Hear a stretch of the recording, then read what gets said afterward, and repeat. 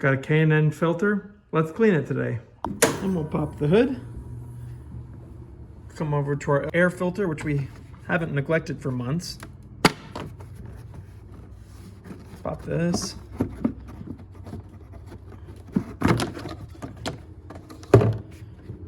And here is our filter.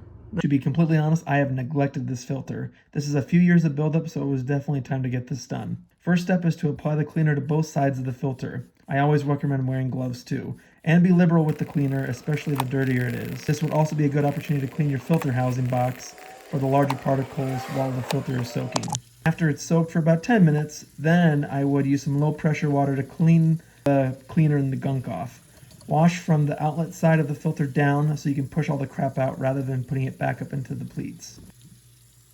Now we let it dry.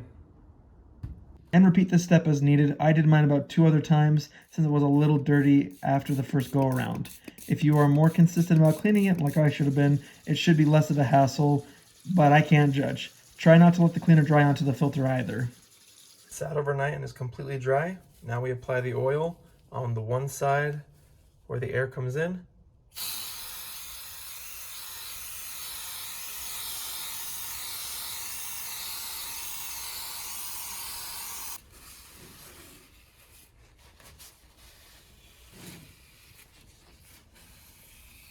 And do not oil the outlet side of the filter, aka the side facing your intake tubing / throttle body, because the oil can coat the airflow sensor and damage it.